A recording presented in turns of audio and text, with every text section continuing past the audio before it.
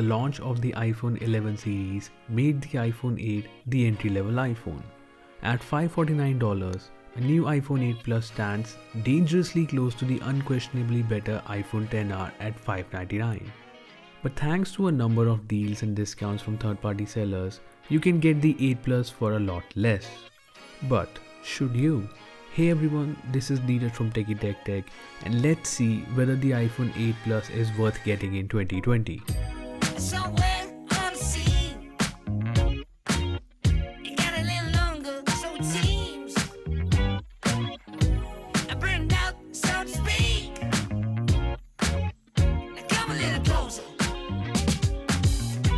The moment I switch back to the iPhone 8 Plus, the most glaring things are the bezels and the 16:9 aspect ratio. Initially, it felt ancient to use a device with so much of the front side wasted.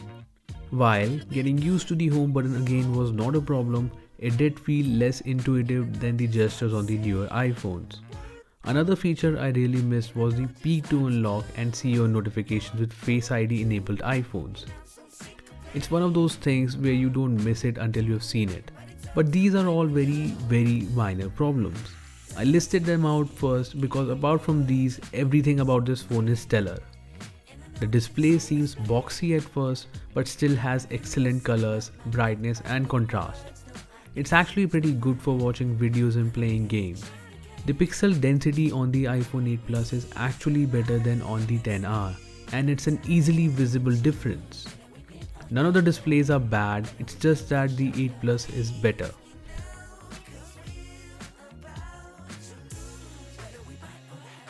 The next thing I would like to talk about is the home button. It felt kind of cumbersome at first, but after a couple of hours, it just felt great to be back. I had no idea how much I missed the front-mounted physical fingerprint sensors so much. Touch ID on the iPhone 8 Plus is insanely fast and reliable, especially compared to the ultrasonic and optical in-display fingerprint sensors on the newer smartphones. Another thing that felt better than the modern smartphones is the in-hand feel of this device. I know that we are all preachers of thicker phones with larger batteries, but switching from the heavier and thicker iPhone 11 Pro Max to the 8 Plus felt like going down 2 sizes. I carry phones without cases, and the 8 Plus with its thin profile and cold aluminum bands exudes premium whenever I hold it. I actually prefer the matte aluminum band over the glossy stainless steel one on newer iPhones. For me, this device feels better in hand than any of the newer iPhones. Moving on to the performance, the iPhone 8 Plus here was reviewed on the latest available firmware iOS 13.3, and to sum it up, it flies. The iPhone 8 and 10 have the same processors, but since the 8 has to push a lot less pixels, it gains an advantage. Be it multitasking, gaming, photo editing or just general texting and social media, the 8 Plus never felt lacking. Of course, the XS and 11 Pro are still noticeably faster, but that does not make this one a slow device. In fact, a friend of mine who has been using the iPhone 8 every day since launch told me that it felt faster than ever after iOS 13.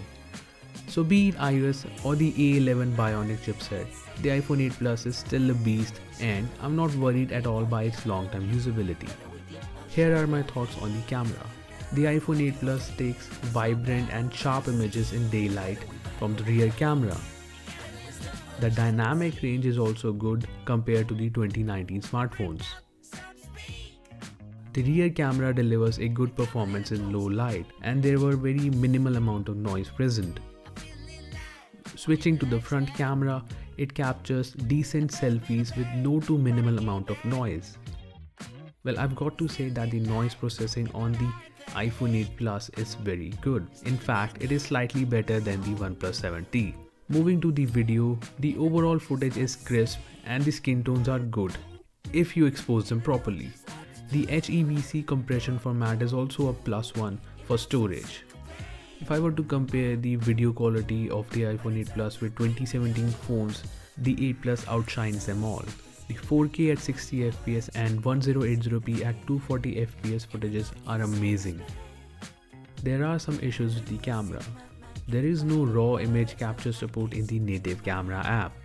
There is no night mode, although it can be implemented with the optically stabilized f1.8 lens like OnePlus did it with their old phones, and the results were pretty good. If you look closely, you'll notice that the front and rear cameras auto exposure mode doesn't do a very good job, especially indoors and in direct sunlight. Our phone here is a couple of years old with 92% battery health. With this, we got around a day's worth of heavy usage. Since idle battery drain is almost negligible, you can stretch battery life to 1.5 to 2 days if you use it scarcely or turn on the power saving mode. But if you're looking for a battery life stamp, the iPhone XR, 11 and even the XS and 11 Pro Max offer much better battery life. So, would I still recommend the iPhone 8 Plus? I'm not so sure. See, the iPhone 8 Plus is an amazing phone, but it's definitely not better than the iPhone XR. With the XR being only slightly pricier than the 8 Plus, and in some countries like India just as expensive, it's hard to recommend it. Of course, if you can somehow find an 8 Plus at a chunkier price difference from the XR, by all means, get it. On the other hand, if you're an 8 Plus user looking to upgrade, I think you can hold it off until the next iPhone without any problems or slowdowns. Apart from a few older artifacts here and there, the iPhone 8 Plus is still a very capable and well-rounded device, and I won't mind using it long term. Hope this video helped you. If you have any questions or queries, do let me know in the comment section below, and I'll see you in the next one.